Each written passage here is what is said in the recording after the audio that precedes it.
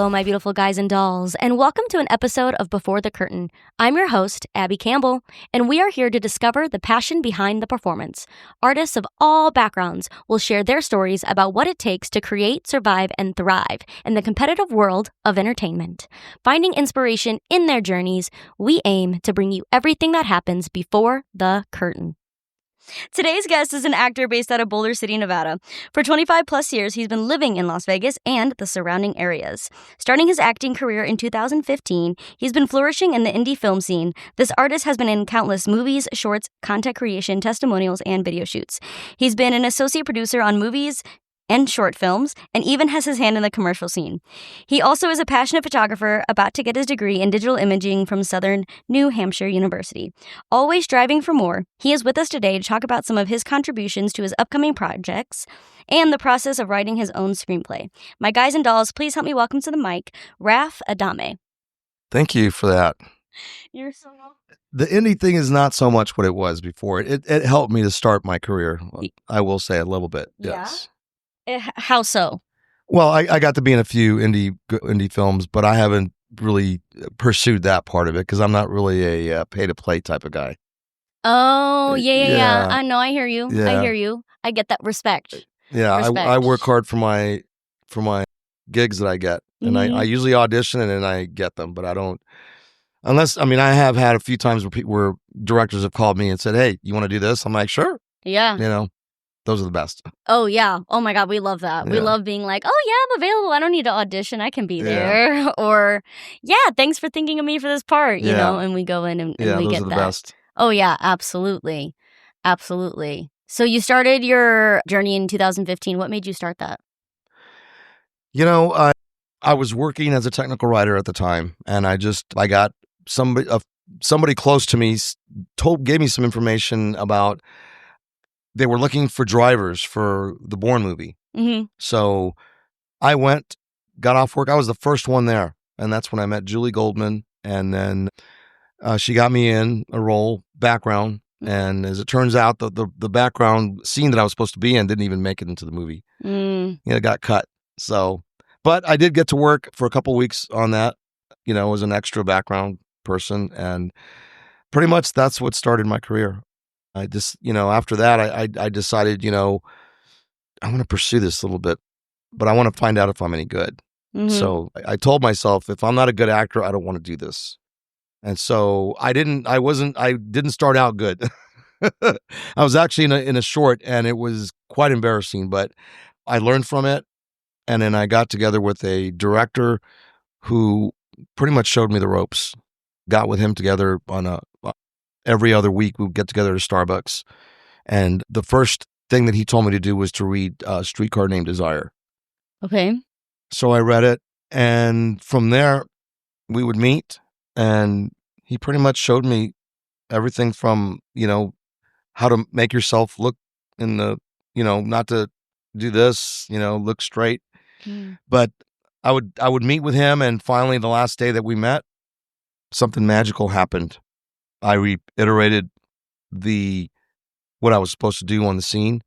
And right there and then, when I started going into the scene and the emotion, I knew right there and then that I had something. And the gentleman that I was with, his name is Conrad, we both looked at each other and we're like, wow. And so from there, I just decided, you know what, I'm going to do this. So I tried to do it, while I was working as a, 9-to-5 guy, and it just didn't work. It didn't work. So I got laid off eventually back in 2021. After 20 years of working as a technical writer, I got a severance package and they laid me off. And when you say technical writer? Writing documentation. Oh, okay. User guides, manuals, that kind of thing for cancer oncology software. Oh, wow. So I did that for 20 years. And got burnt out on it. But first I was upset, because I was making good money. I was making really good money. But it happened, and it was actually the best thing that ever happened to me because I had just gotten divorced. I decided I'm going to buy a trailer, bought me a brand new trailer. And I decided, you know what, I found out about a statistic here in Nevada that out of the 600 cities and towns, that 500 of them are abandoned ghost towns. Mm-hmm. So there's only really the 100 cities that are livable in Nevada. Mm-hmm. The other 500 are abandoned ghost towns. So I decided to just start checking out these towns and taking my camera with me, and I loved it. And I did that for like a couple of years. I'm trying to get back into it again, Mm-hmm. But that's what got me to decide on taking the digital imaging. I wanted to pursue it a little bit further and get really good with the Creative Cloud, So I like dabbling with Photoshop and all that. It's a lot of fun. Mm-hmm. So, do you think your eye for digital imaging ties into your current pursuit? Absolutely, that's going to be another avenue that I'm going to pursue. Because, yeah, I've got artistic capabilities, and I'm going to definitely use the digital part to see where it can get me as far as using that for what I do as an actor. How so? Well, a lot of different ways. Anything from headshots to, creating posters, creating graphical content for a movie, the poster, whatever, that kind of thing. Yeah. Okay. Do you think that'll help you in your current endeavor in screenplay and screenwriting, how you're on this adventure to create a feature film? Having that eye? It's going to add on to it, I think. If I decide to do it, which I think I am. I don't want to be the main, I don't want to be a disruption as far as the team when I create it. Because I don't know if there's going to be a team that's going to be creating the graphics and all that. There probably will be, but we'll see how that goes. Maybe I can help out with that. So throughout your career, when did you start having this desire to start writing a screenplay? Just this year. Oh, really? Just this year? Well, no, I mean, I have been wanting to do it as a technical writer, but I just could never get myself to doing it because I couldn't get that mentality of being a technical writer out of my mind. And so I was just, and I didn't even feel I was that good of a technical writer to begin with. But I did it for 20 years. So obviously I was doing something right. But when it finally came to, I just needed some direction, I think is what it was. Right. I got into these writing, what do you call them? Writing clubs. There was a writing club here in Vegas. Okay. I didn't get anything out of it. And maybe it was because I didn't pursue it the way I should have. But when I took this course, I guess the course really helped me out because, we were given, handouts and things to read and what's going to be, what is it to include? What do you want to include in your script? There's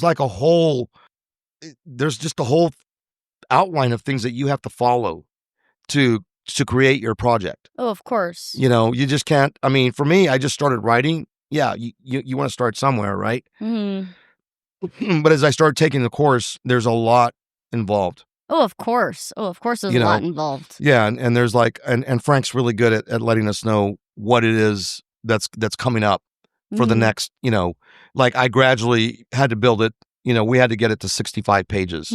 I'm now at 73, so I'm really excited. I met the requirements, So, but like I said, it's going very well, and I'm really excited, and I can't wait for the next step. Once I get my settlement, things are going to start looking up a little bit more clear. Yeah. How long did it take you to write all those 73 pages? I've been writing since the course started, so it's been at least a couple of months. Okay. Yeah. And at any point writing this story, did you run into any like dry spots? Not any at all. writer's block? The only dry spots that I've run into was, and it was really, I guess it was because of I didn't believe I could do it. I didn't believe I could write a screenplay with 73 pages. So I wasn't believing in myself enough. But when I wrote the short, I didn't think I could go any further.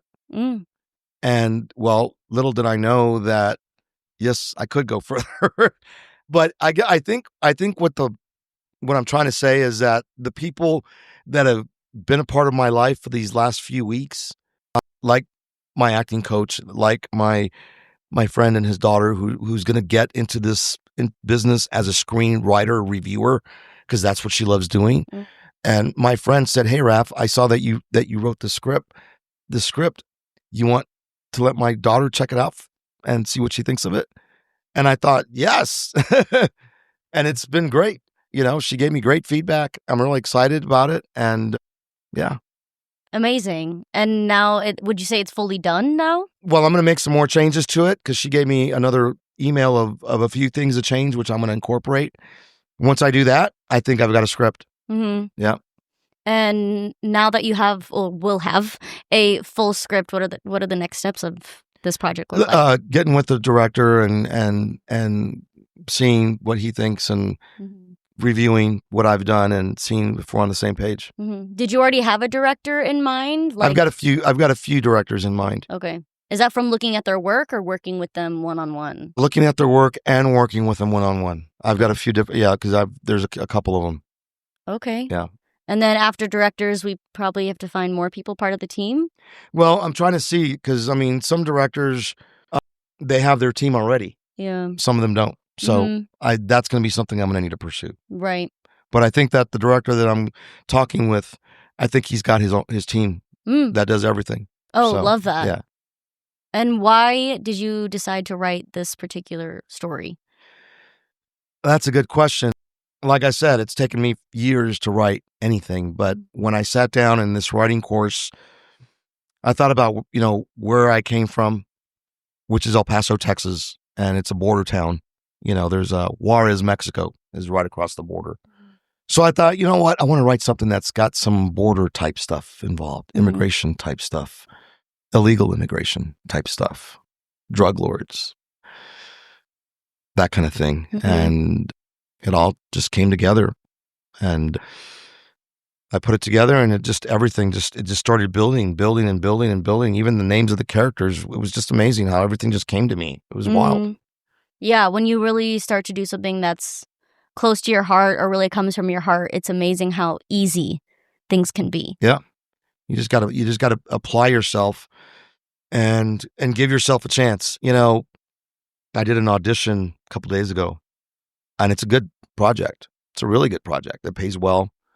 Well, I sent my audition in, and the gentleman didn't like my audition. He said, "You're too stiff. You need to be relaxed." So I thought I was relaxed on the second one, but once again, he didn't like the second one either. And I could have easily given up. Basically, he said, we're moving on. You're not what we're looking for. Yeah. Well, I knew that I had it in me. I know that I'm a good actor. I know that I can deliver, and I knew that I could get this done. But I decided, he sent me the script, and I decided, you know what, I'm going to read the script. And that'll give me a good idea of what he's looking for. And sure enough, I woke up in the morning and I knew exactly what he was looking for. So I added a layer, which was, he wanted me to be relaxed as an attorney. That's a really good attorney. And I figured, you know what? I'm going to use a cup of coffee to relax me. So that's what I did. I used the cup, take a few sips, and then get into the audition. Well, he loved it. And I got the role. How? Because of my tenacity and because I didn't give up. I love that. And so my motto is, don't ever give up on anything. Go by your instincts. You have to go by your instincts. You just never know what's going to happen. I went by my instincts because I knew. And I sent an email. I said, look, I think I know what you're looking for. And I think this is what you're looking for. Third time's a charm. If you don't like it, I understand. Yeah. He came back and goes, Raf, that was amazing. So yeah. And you just never know. Always go by your instincts. I was in a commercial late last year, and it was an NBA commercial. And the director told us, we were background, and he told us, I want you guys, this was the last scene part, by the way, I want you to run towards the NBA players. And then they were going to do their thing, right? And I thought, you know what? A light bulb clicked in my head at that moment in time and said, run like hell. Yeah. So that's what I did. Yeah. I ran like hell. I was the first one up there. A few days after that commercial, I was going to end up having to apply for unemployment. because I didn't know where I was going to get money from. Mm-hmm. I was literally out of money. I got a letter in the mail from the production company from that NBA commercial, and they said, Mr. Adame, we're bumping you up from featured background to a principal role, and you'll be getting residuals. Hell yeah. And it was amazing. And it was because of that instinct that I went by. My instinct said, run like hell and be the first one up there. What have I got to lose? The director's going to go back and say, get your ass back over there and get back in line. Right. He's going to say, we're going to take that again, and this time, don't do that. Exactly. And that never happened. Yeah. And so I went by what I believed, and lo and behold, I got residuals, and it's just been an amazing trip ever since then. Mm-hmm. I don't know. That was a gift from God. It was amazing. And ever since then, I don't know. It's just been great for me. I keep booking roles. This example I just gave you of being persistent. Yeah, it's not going to work all the time, but I made it work. Mm-hmm. I made it work because you just got to take chances sometimes.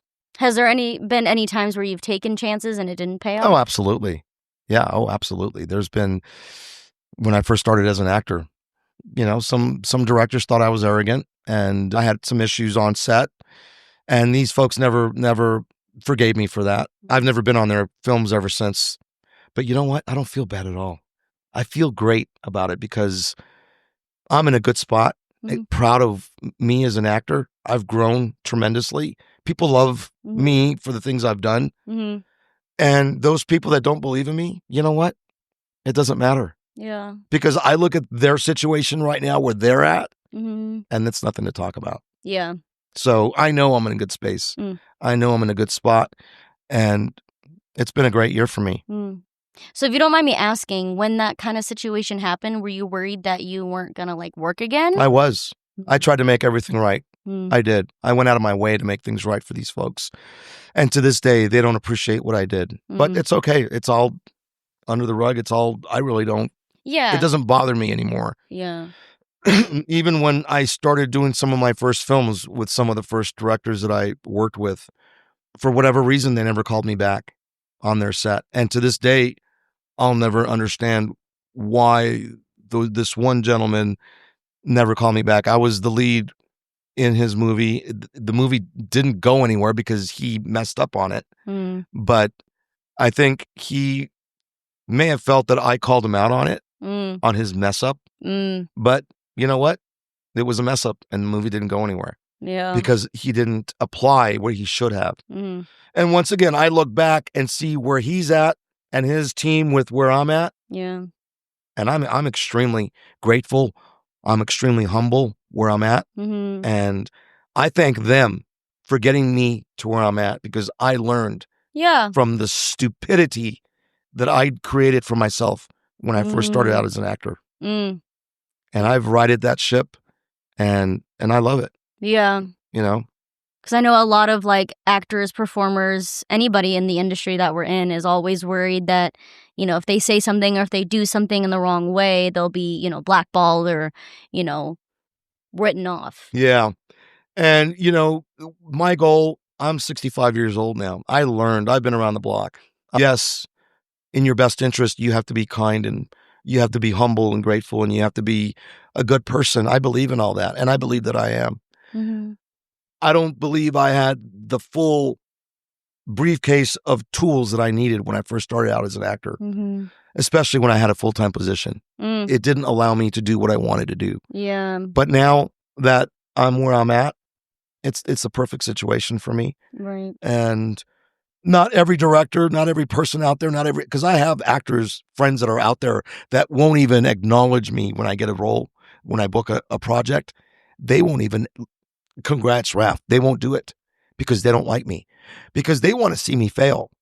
Yeah, that's just the way they are. That's just the way the acting world is. It's a dog eat dog world out there for this entertainment industry. But you gotta humble yourself. You gotta be you, and you gotta be likable. And as long as you do those things and you respect people, you're not going to go wrong. And it doesn't matter what mistakes you made when you first started out as an actor. And I'll say it again, there's directors out here in Vegas that hate my guts, don't want anything to do with me. And I'm good with that. I don't want anything to do with them either. Yeah. But I took what I learned from those situations to get to where I'm at. Yeah. And I have people on my side that believe in me, and I'm excited about that. I'm excited about folks that are giving me those opportunities. Because once again, and I love this about you, I believe that every actor should be given a chance to audition, to be given a chance to show what they've got. Yeah. I don't like anybody saying, no, he's got a bad personality, whatever. Okay, he might have a bad personality. Let's see what he's got. Let's give him a chance. And people need to just chill out is what I believe that they need to do, because they're so picky about, crossing their T's and dotting their I's. And it's just like, get over it. If you got talent, if you got good talent, and you got people that are willing to work, willing to sacrifice, willing to commit, and willing to learn from their mistakes, then I'm all game for it, But you live and learn. Yeah. And like I said, I'm excited about making my film. When it comes to doing it, having my own script, that's something that I feel I wanted to do because of all of the experiences that I've had. I'm not going to wait anymore for somebody to offer me a role. I'm going to make this movie, and it's going to be awesome. And it's going to be the first, hopefully, of many. Mm-hmm. So we'll see where it goes. Yeah. It sounds like with your passion for giving everybody a shot, I'm excited to see what your casting process looks like for the show. Well, excuse me.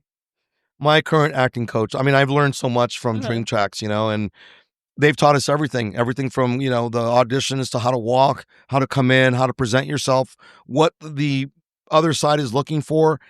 And I'm going by that. If you can't come in and follow directions, that you got to be able to follow directions, because Amen. If you don't follow the directions, then it's not worth having you on set, because then that means that you're not going to be able to follow directions from the director. Yeah, absolutely. So those few steps of sending in, your headshot, whatever it is you got to do, that stuff's important.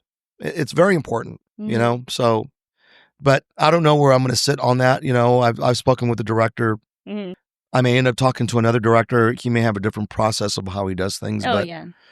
We'll see where the first director goes. I'm going to meet with him next week, and he really liked my script.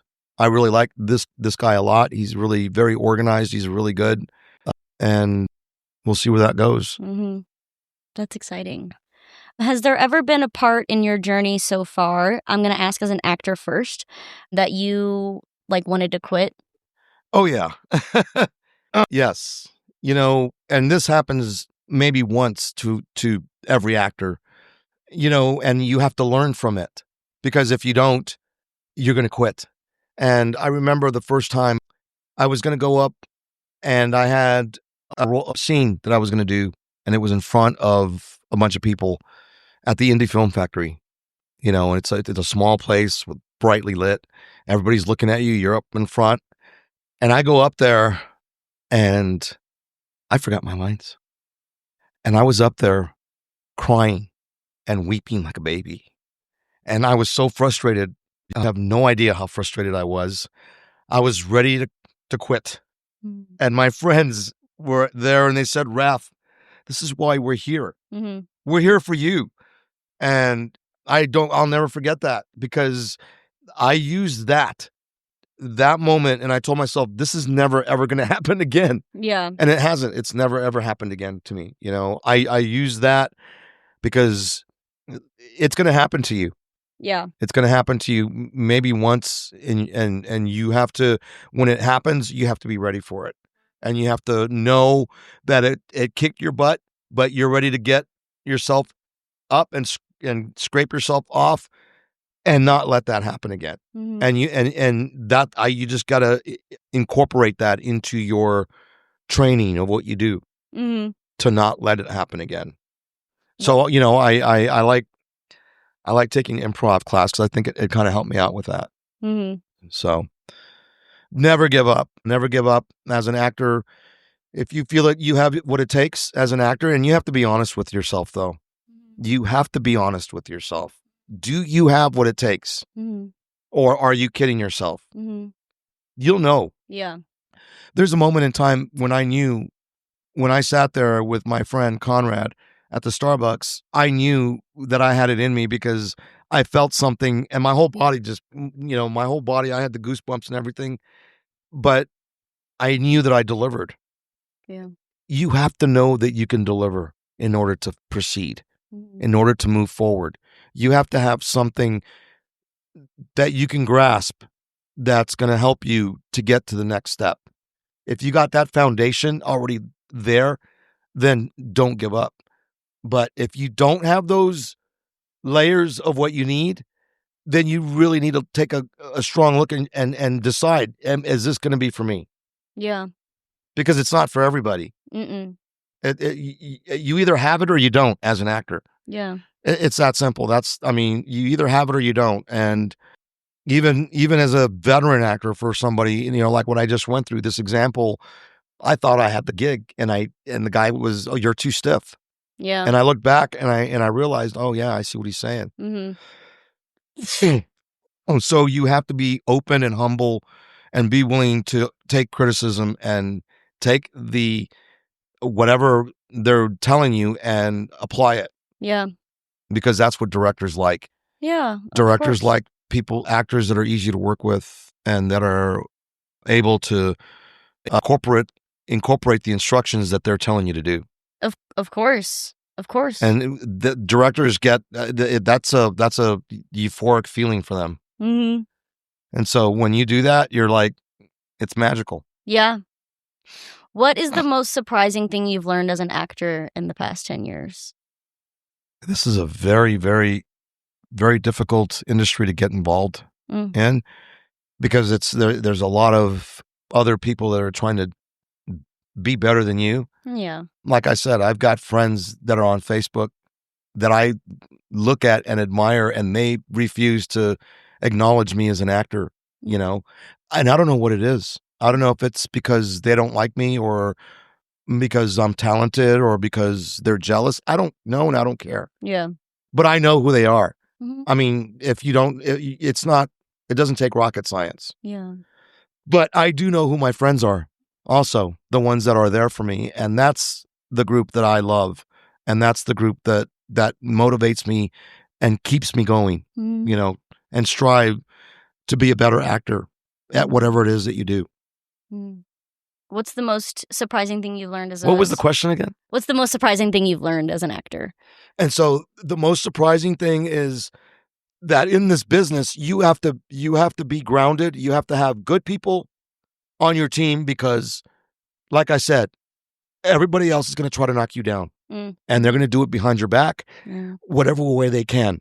Now, not everybody's like that because I've got good acting friends and they're good friends. They'll recommend me but then there are those other ones that don't. Yeah. So the surprising thing is the way this industry is. It's a very cold industry.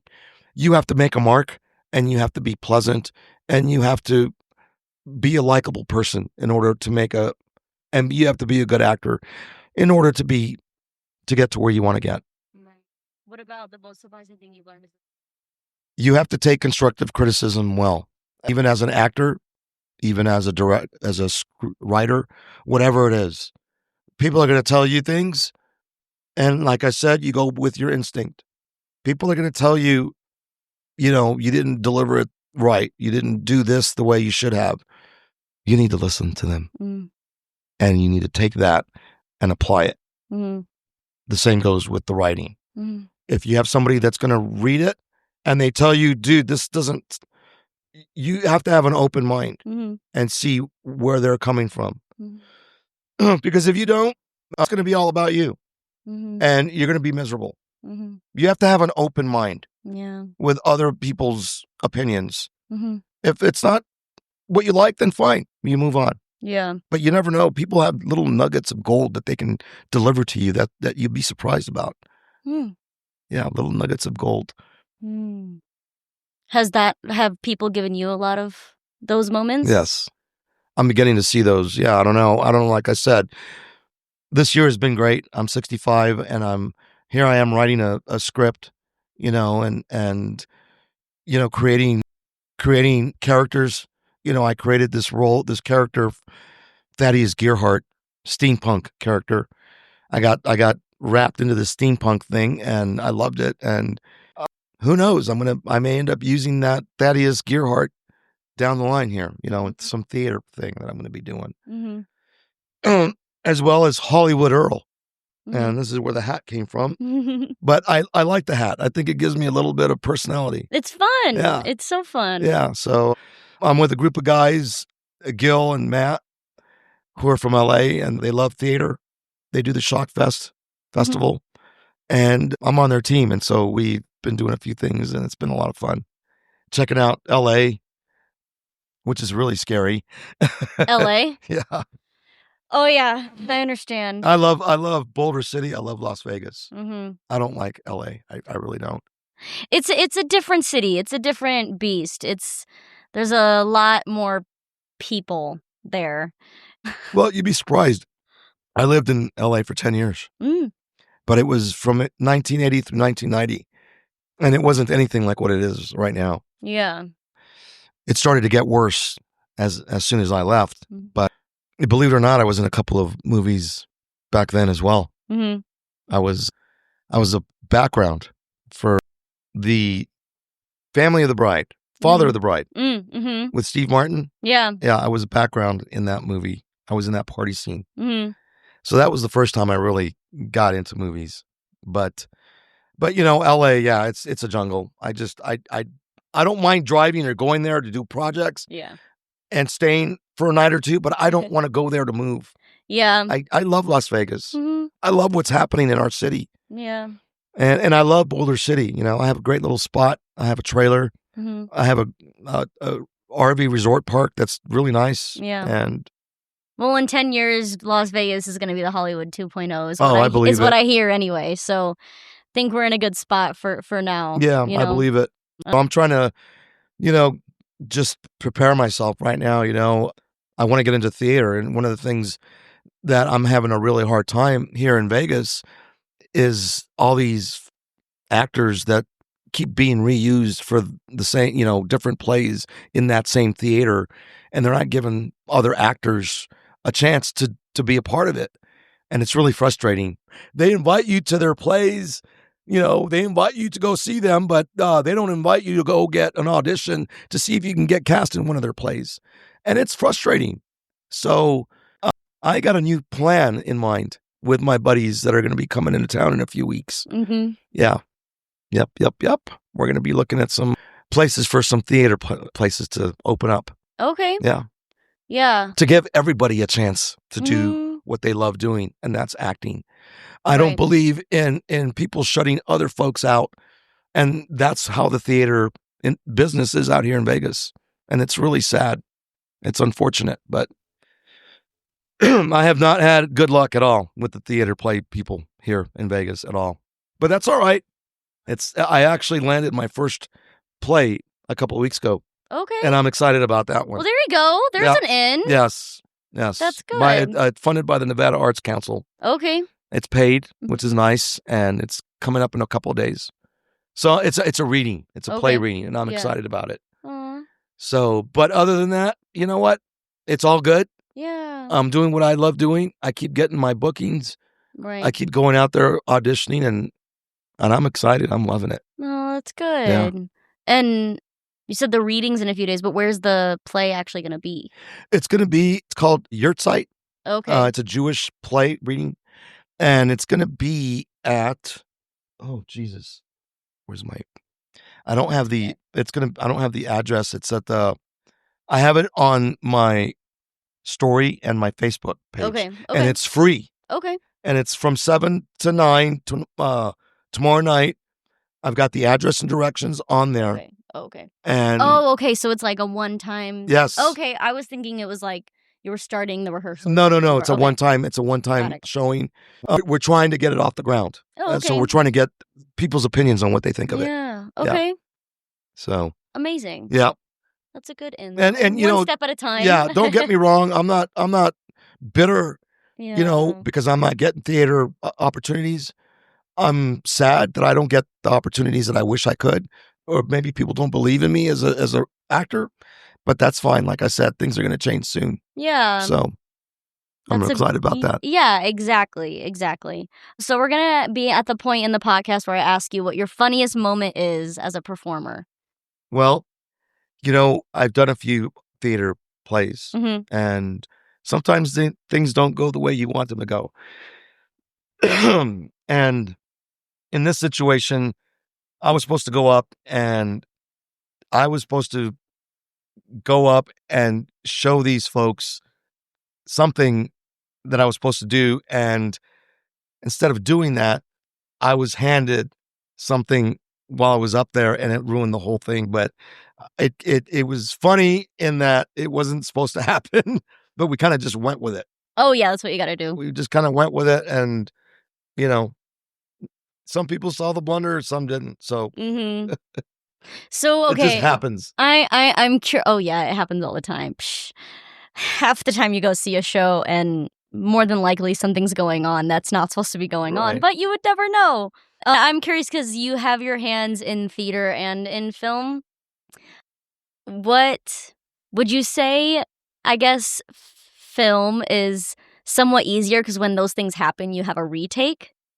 Yes. Or do you think like the pressure is still kind of there on the same level on both ends? No, it's not. The pressure with theater is so much more. You have to rehearse your lines. It's much more demanding. And I know, and I realize that. And I proved to myself working with these guys in LA that I could do it. And it's a good feeling when you could do it. And there's going to be times you're going to fall flat on your face. I'm not going to say that it's going to happen. But you, just like whenever you apply yourself with anything, whether it's script writing or being an actor or in theater, somewhere you're going to fail. And you got to use that fail to elevate yourself and get you to that next level. Yeah. You said you used the word you get rehearsal more on the stage. Did you not get much time? And I don't want to say rehearsal, but rehearsal for any film that you've done, or like going over the scenes, or what do you mean? Well, you mentioned rehearsal, like more in theater. Do you not get any rehearsal? Or I guess the rehearsal would be more limited in film? Well, it's up to you and your partner, that you're going to be filming with, to get together and go over the lines. That would be a good idea. Sometime before you actually do the scene with them. But I believe that if you have good actors and they do their homework, you do your homework, it should work out.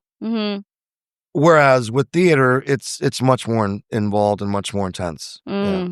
Okay. Yeah, and you have to have a little bit of improv in you, because you have to know when you screw up that you're going to have to run with it and, to make it work. Now, you've brought it up improv a few times. How has the skill of improv improved your abilities as a actor?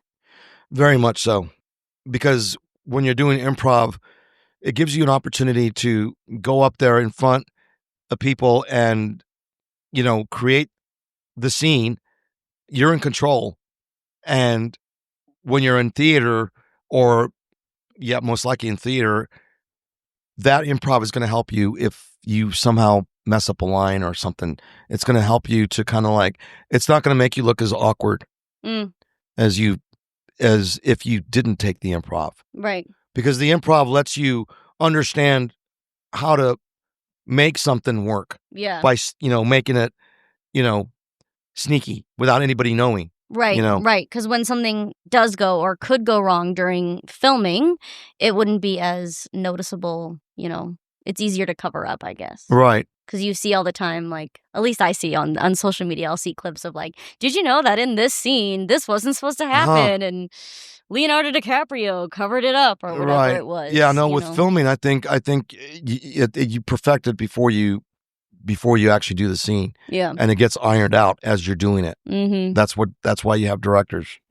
So, but, and I've had this industry, like I said, it's a hard industry. Yeah. I did a thing last year at Dream Tracks, believe it or not.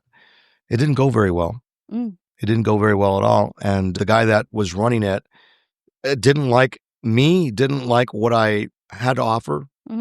When he came out and I didn't know this, but he had sent out a casting call for a play, and I auditioned for it, and that's when he told me all the ugly things about what happened at this place. And he said, you were terrible and you didn't deliver. And you know what? He was right. And I manned up on it and I apologized. And I told him, you know what? That wasn't my greatest moment.